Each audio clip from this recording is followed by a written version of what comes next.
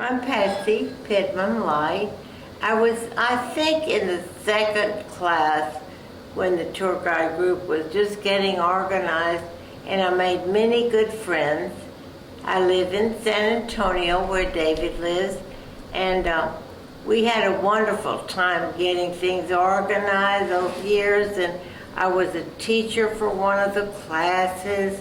And then, of course, I was a student. It takes a whole year to get qualified. We had a great time. Yes. How did you actually get started? I can't remember, but somebody told me about it, so I signed up and we began. And you began, and after you graduated, can you give us one or two tours that come to mind that you might share? I got a bunch, but I'll try to think of the funny ones and maybe not so funny. One of them was that as a guide, sometimes you're asked to meet a whole group of tourist people and their driver, and you meet them at the airport, you help them get their bags on, and you take them to the hotel, and you tell them you'll see them the next day and what the schedule would be, etc. Well, one time I met a group at about 5 o'clock on a Friday afternoon. A very distraught man came running up to me and said, "Help, help, my wife broke a tooth on the flight on a hard roll, and now we need a dentist." Well, I turned that one over to somebody else because that was really a hot potato.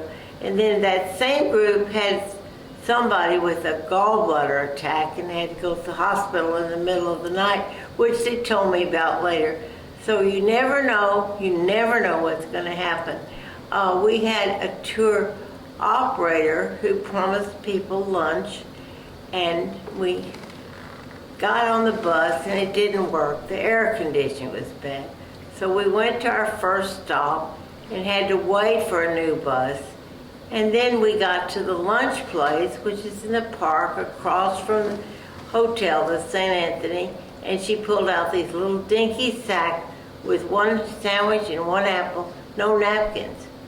So she was there at that point, and she ran across to the St. Anthony to the bar and got some napkins.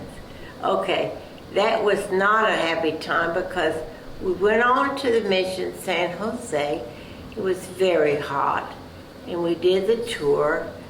We got back on the bus and went down to getting ready to go to the Alamo. And they were so hot and so disgruntled. I contacted her with my cellular phone, and I said, "What am I to do? They're very unhappy." There's a whole group of beer salesmen. She said, "Buy some beer, let them get out and buy some beer."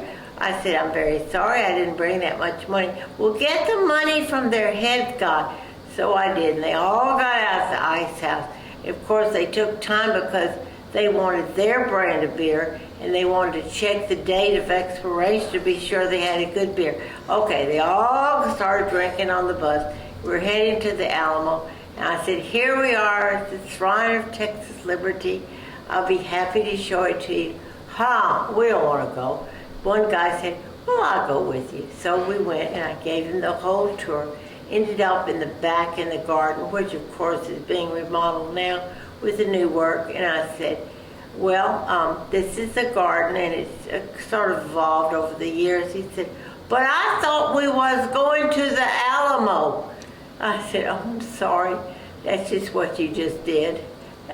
And so on and on. There was an agency out of Dallas that hired a group of us to work with a very large tour. We wore black blouses that they furnished and black skirts. And I'm telling you, 10 of us walking down the street looked like 10 little witches. Yes. I'm 92, by the way. She's 92, and you've been doing extremely well. You actually have written 3 historical books.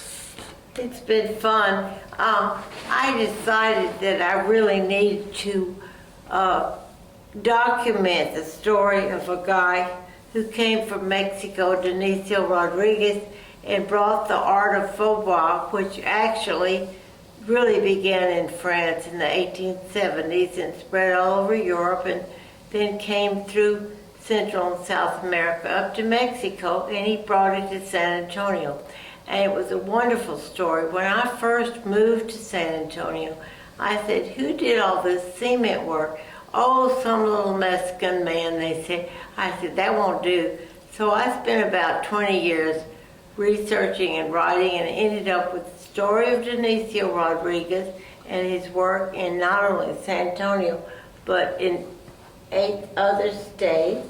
And then I decided we need to document the people. Am I coming through by, Yes. about who did the work? And so I did the second one. Texas A&M Press was very interested in the work, and so did a nice job of printing those two. And then I decided there was a legend about a woman who helped in the battle for our independence. So her name was Alvarez, not Alvarez, but Alvarez. She was traveling with a Mexican soldier during the Texas-Mexican War, and he had left his family, behind in Mexico, so that was not too well thought of by many people. But I went ahead and wrote about her because there is ample evidence that she did live, and I'm hoping to get this book done in a hardback so we can do it in libraries. I gave the whole book, to the fort at Goliad, where she ended up helping save people's lives, not Mexicans, but Texans, and the other volunteers from other states during the war, and it was a very interesting story. So we're going to have it hardbound, and so libraries can carry it, because softbound books are not good for library circulation. Yes, I just have, so while you were in the Tour Guide Association, I came to find out that both your daughters then they took the classes, passed, and became tour guides.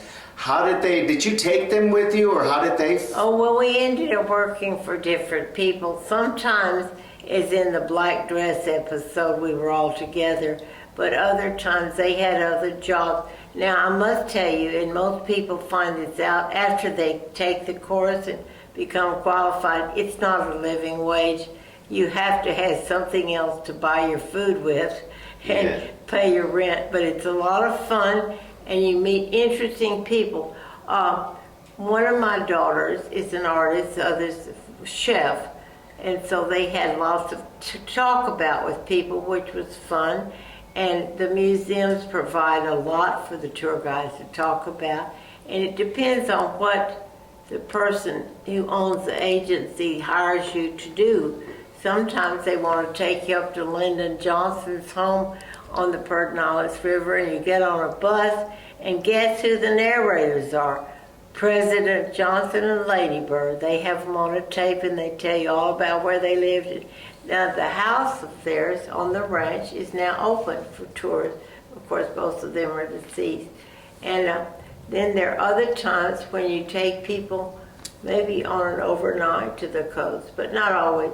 I really love the elder hostel people, and I worked for University of Texas at Austin Elder Hostel, and we had people from everywhere, which was wonderful. Of course, they're a little older, and one man said, "Why do you want to work with all these old people?" And I said, "Because I like to tell you about where we live and how much we love San Antonio." Would you like to share anything for any future Guides?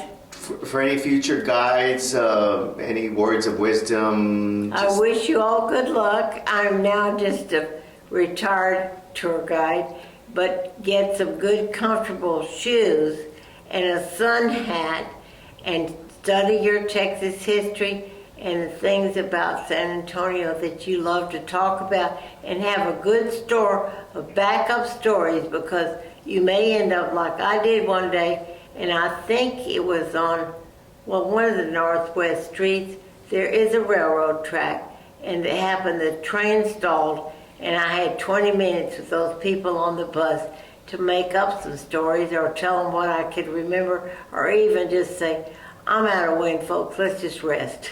That's very good. Well, thank you very much. I appreciate your time. And as we celebrate our 30th anniversary this year, I would like to thank you on behalf of the Professional Tour Guide Association for your work and as a sustaining member in our association. So thank you very much, Ms. Light. And we hope to see you at our 30th anniversary party at Casa Rio. I hope you'll ask me. I would like to ask you now to... Thank you, I accept. Okay, we look forward to seeing you, and thank you very much for your time and your words of wisdom and your stories. Hasta la vista. Thank you.